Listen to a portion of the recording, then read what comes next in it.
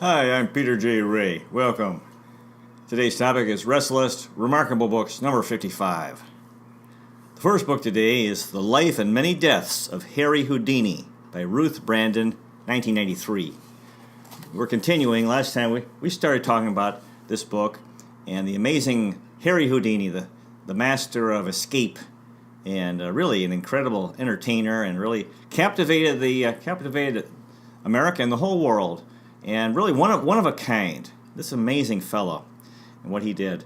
And then last time I stopped, there was a quote from the author about shamans, these unusual people usually associated with primitive cultures. And apparently she's implying that Harry Houdini was a shaman. And I'll continue, quote, "They are feared and honored. They are outside society. They operate through performance. A shaman performs miraculous feats. The shaman is a magician. He acts out the innermost fears of his society. Fears of madness, sorcery, disease. Above all, the fear of death. He is a mythic figure, on the threshold between this world and the next. A tradition in those groups whose existence, she may be talking about gypsies, is barely tolerated by the authorities, but which, because of their popular appeal, have never really been suppressed, popping up in fairs, on holidays. Charisma is the antithesis of civilization. Civilization is about control. Civilization views the charismatic figure rightly as its enemy." So, what a book. Harry Houdini, my boyhood hero, along with Thomas Edison and George Washington Carver. Really a fascinating man in history, and I really recommend this book. Wonderful, amazing. The next book is Baseball and the Game of Life, edited by Peter C. Bjorkman, 1990. These are short stories, and so one of the authors is W.P. Kinsella, who wrote the movie from which Field of Dreams was created. And stories for the thinking fan. Some of the topics include time travel, a young man's dream of baseball glory, college professor, and a Chicago Cubs fan, as well as bonehead coaches. So a wonderful baseball book. The next book is Mark's Remarks by Mark Ibanez, 1994. The author is a Mexican-American, very much an American. I called him a Yankee Doodle dandy, a diehard San Francisco and Oakland Giants, A's, 49ers, Raiders, and Golden State Warriors fan. So he supported all five teams in the Oakland and the San Francisco Oakland area. He's a TV sports guy. Talks, he's I believe the television news guy in that area, in San Francisco Bay Area. And in this book, he talks about the early 1990s American sports, the 1994 baseball strike, the Oakland Raiders move to Los Angeles, the O.J. Simpson trial. So Mark Ibanez is a good guy. As a teenager, he was a nerd, and he idolized Willie Mays, who was his hero. So this is a book by a fan, a sports fan. Really wonderful book. The next book is Baseball is a Funny Game by Joe Garagiola, 1960. This book had 17 printings from 1960 to 1980, so it was a very popular book. Garagiola is the Italian-American guy, grew up in St. Louis, Missouri, and became a Major League Baseball player himself from 1946 to 1954. He played for the Cardinals, Pirates, Cubs, and Giants. From 1944 to 46, he was in the military service. He was released by the New York Giants on September 8, 1954, so that was the end of his career. Actually, that year, the Giants won the World Series, so too bad he didn't get to be a part of that. They beat Cleveland, 1954. From 1960 to 1990, he was a baseball TV funny man. So he was an announcer. He was a very funny guy. He would announce games. He actually, his boyhood friend, his best friend growing up, was Yogi Berra. They were both who became actually had a much better career with the New York Yankees. And So Garagiola got to play for his hometown team in St. Louis, and he helped the Cardinals win the 1946 World Series. He hit .316 in 5 games, had no errors. For his career, he batted .257 with 42 home runs, 255 RBIs, and 1,872 at-bats. His son became the Arizona Diamondbacks general manager. So, yeah, if this is a nostalgic book because Joe Garagiola from the 70s, when I was really watching a lot of games, I would remember him on TV in game of the week, playoff games, World Series. Very funny guy, good guy. The next book is Mary Lincoln, Biography of a Marriage by Ruth Painter Randall, 1953. This is an incredible book. Mary, the wife of Abraham Lincoln, so she was First Lady. She has really been disparaged in history. She's considered historically, this attitude has been that, she was a bad woman, she was mentally ill, she was terrible, and she and Lincoln were very unhappy, had an unhappy marriage. And she has been portrayed in a very negative light by historians. And the thing is, after Abraham Lincoln died, he couldn't defend her. And this book really is a defense of Mary Lincoln, that she had her problems. She was human. She had Abraham and Mary Lincoln had 4 children, all sons, and 3 of them died relatively young, as children or even young ages. So that itself would be devastating for anyone, especially for a mother. And she did have Southern roots, and then the Civil War was unbelievably stressful, not only for Lincoln, for both of them. And then her husband was murdered, right after the war. So so they developed this idea that she. But the thing is, according to this book, she was a good person. She had her problems, but she and Lincoln were very happy together, had a good marriage. Yeah, they had their problems, but generally they had a good marriage. The thing is, she was a very strong person. That's probably why these fellows started saying stuff against her, because she would not be the traditional housewife. And so this is an amazing book. I really enjoyed it. And some consider Abraham Lincoln the greatest American president. There's a lot about Lincoln in this book, who was born on February 12, 1809, in a log cabin near Hodgenville, Kentucky. His older sister, Sarah, his father was Thomas Lincoln, who was a farmer. His mother was Nancy Hanks Lincoln. In December of 1816, when he was 7, the family moved to southwestern Indiana. By age 8, he was working hard, helping at home, cutting down trees, planting crops, building their log cabin, building fences, hunting and fishing. His mother died in 1818 when he was 9, so that was a real tremendous, terrible loss for him.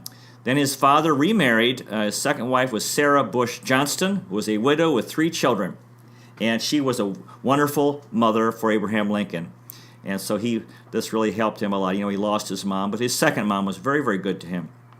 Lincoln only had 1 year of school, but he became a brilliant man through self-education. That should inspire us today, to do the same thing. You can go to school for many years. That doesn't mean you're very knowledgeable. In 1830, the family moved to Illinois, near Decatur, then Coles County. Abe was thin but very, very strong physically. By the time he was 22 years old, he became independent of his father. Actually, his father wanted him to continue to work for him, but Lincoln wanted to go off on his own. He worked as a hand on a Mississippi River flatboat and moving things down the Mississippi River. He became a storekeeper in New Salem, Illinois, 20 miles northeast of Springfield. He was friendly, honest, great storyteller, very popular. In 1832, Lincoln served in the Black Hawk War in the U.S. Army as a volunteer. He was a captain and a private for 3 months.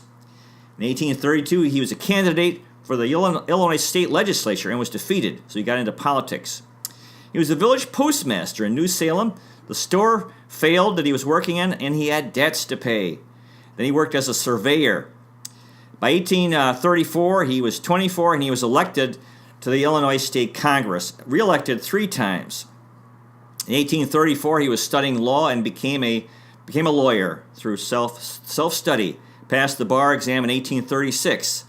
The following year, 1837, Lincoln moved to the new state capital of Springfield, Illinois. He was a lawyer for 24 years. That was his career, and his home was in Springfield. He was very popular in court because he would go direct to the heart of the matter. He would not beat around the bush. In 1844, his law partner was Billy Herndon. Now, that Herndon was the guy who wrote the stuff that, blackened Mary Todd Lincoln's name. That wasn't true. So anyway, as a lawyer, Lincoln traveled all over Illinois to these county courts in his work, and this helped him, politically become known statewide. And he met people who ended up voting for him. He met Mary Todd in Springfield. I think she was from Kentucky. She was just visiting relatives. She was very beautiful and what they called gay back then, or happy. She was also smart and from a rich family. They got married in November of 1842, had 4 boys. Bob, who became a corporation executive and a Secretary of War for 2 U.S. presidents. Eddie, who died at age 4. Willie died at age 11. And Tad, who died at age 18. So just imagine how hard that was for Abraham and Mary Lincoln. Lincoln joined the Whig Party, which later died out and was the anti-Andrew Jackson Party. So it was the Whigs and the Democrats. Lincoln was elected to the Congress in 1846. He was a critic of the Mexican War and became unpopular. Was not renominated for Congress. He helped Zachary Taylor become president in 1848. He was offered the chance to be governor of Oregon, but he turned it down. He continued his work as a lawyer. In 1856, he helped start the Republican Party, and he almost became the vice presidential candidate. He supported the presidential candidate John C. Fremont, who was defeated by James Buchanan in that election. In 1858, Lincoln ran against, Lincoln was the Republican nominee for U.S. Senate, and he faced Stephen Douglas, the Democrat. They had 7 debates. Lincoln lost the election, but became famous from those speeches that he gave in many states. In 1860, he was elected President of the United States, the first Republican president. Took office in March of 1861, and the following month, the Civil War started. So he had that horrendous Civil War to deal with. On January 1, 1863, he delivered the Emancipation Proclamation, and that if the Union won the war, slavery would end. The thing is, he came to believe the war went on and on and on. It was just so heartbreaking, all the death and suffering. And Lincoln came to believe that the war was punishment by God for slavery, that all the suffering that it was endured in the Civil War was payment for all the suffering the African American slaves had endured. In the war, his best general was Ulysses S. Grant. His worst was George McClellan, who would not fight. In the 1864 election, Lincoln defeated McClellan in that election, was reelected. April 9th, 1865, the war ended, and then Lincoln was shot by actor Johnny Booth 5 days later on April 14th and died April 15th, 1865. His wife Mary was, some say, the most hated woman in American history because, the war was so unpopular because of, folks in the South hated Lincoln because, he was the enemy in war. A lot of folks hated Lincoln as well in the North because they thought, just let the South go. Why are we fighting this horrendous war? And then Mary, because she was outspoken, she also was included in that, and because Lincoln was hated, they were both hated, and so they're in a tough situation. But and she was very helpful. They had a good marriage. She helped him through the very dark times in the Civil War, and as a result, the North won the war, the Union won, and the United States remained one country. We paid for the sins of African slavery. And she, like I said, she endured the deaths of 3 of her sons, her brother, and 3 stepbrothers who died in the war. So, based on this book, you'd have to say that Mary Lincoln was a good woman, and they were very, very happy together. And she has been this is how history is. You wonder when you study history, how much of it is true, how much of it is inaccurate, because her name has been blackened by people who just didn't like her for their own reasons. And Abraham Lincoln was gone. He could not defend the wife that he loved very much. Tremendous, amazing book. The next book is Truth at Any Cost by Ken Starr and the Unmaking of Bill Clinton by Susan Schmidt and Michael Weiskopf, 2000. This is an amazing book. And this book is very much anti-Bill Clinton and, really makes the case that Bill Clinton was a villain. and that Ken Starr was a hero, a Christian, a strong believer in justice, and he faced off the charismatic, popular villain Bill Clinton, who was American president.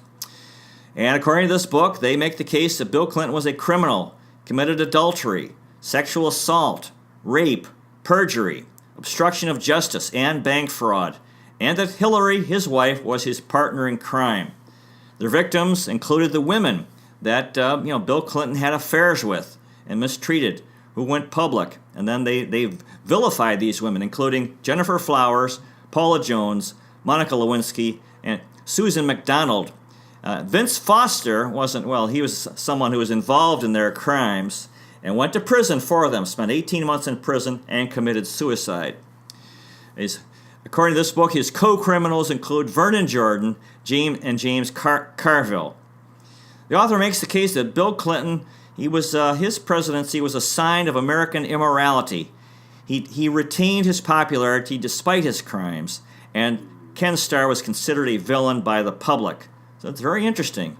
Very interesting. Bill Clinton was such a controversial figure, and actually very certainly was charismatic, and that's why he was actually very beloved. But this book makes a strong case that he was not a good guy. That he really mistreated a lot of people. He might have been very endearing. He might have he certainly had this very appealing side. You could see there was a kindness to him, and that people liked. Very smart guy, but he also did a lot of things. And people forgave Bill Clinton because of his charisma, because he was so likable. Very interesting. The next book is The First 4 Years by Laura Ingalls Wilder, 1971. Well, this is about the author. She wrote about her childhood. We've talked about this in the children's books talk, and Little House on the Prairie and the others. And this is about her when she'd grown up and was an adult, and she was married. This book is the first 4 years of married life with her husband Almanzo. So it's all about farm life, the birth of their daughter Rose, the death of their three-week-old baby son, and various natural disasters, crop failure, tornado, a hot wind which led to fire, and their house burning. There's a quote from the book. "The rich get their ice in summer. The poor get their ice in winter." So in other words, this is way back. This is, the early part, I think it's in the late 1800s, early 1900s, and so she wrote this when she was an old woman. And the thing is, back then there was no electricity, and so if you had ice, and what they would do is they would, there is perpetual ice in the north, and or they'd make ice in the winter and keep it. They'd be able to keep it for people who could pay for it for the summer. They used to call, before refrigerators, people would have what they call an ice box, and they would deliver these large chunks of ice to help people keep their food cold. But this is even earlier than that, when very few people could afford ice. So like you said, the poor get their ice in winter when it's cold, and the rich get it in the summer. So the book is all about hard physical work, farmers fighting for life. Yeah, so very, very interesting. Wonderful American history here. Tremendous book. The next book is El Filibusterismo by Jose Rizal, 1891. It's an incredible book. It's the sequel to the Noli Me Tangere, required reading in Philippine high schools. And one time, if you had this book in your home during the Spanish era, you could be arrested for that. So the hero, Ibarra, in the Noli Me Tangere, the hero, his name is Ibarra, and he returns in this book as he's using the name of Simon, and he's in disguise, determined to get his girl, Maria Clara, from the convent and destroy Spanish injustice in the Philippines.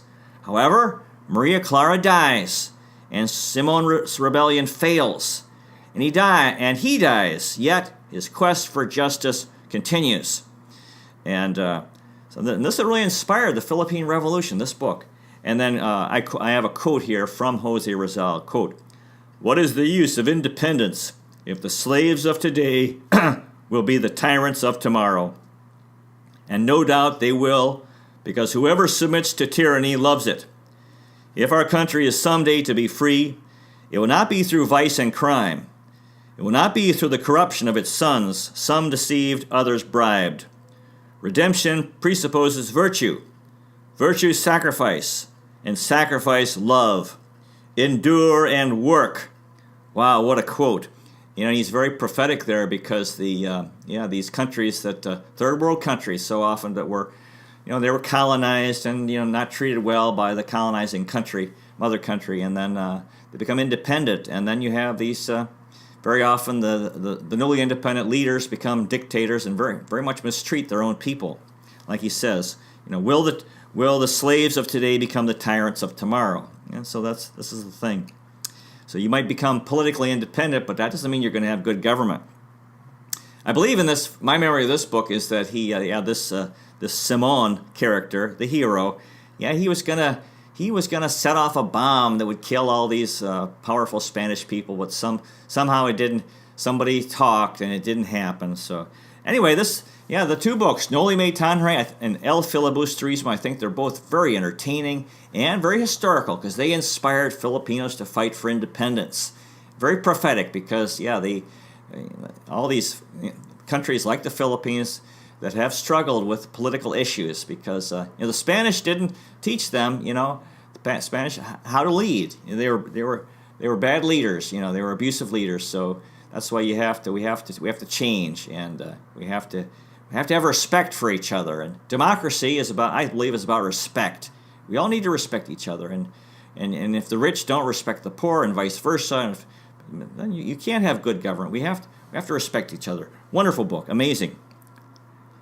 The next book is Even After All This Time, A Story of Love, Revolution, and Leaving Iran by Afshineh Latifi, 2005.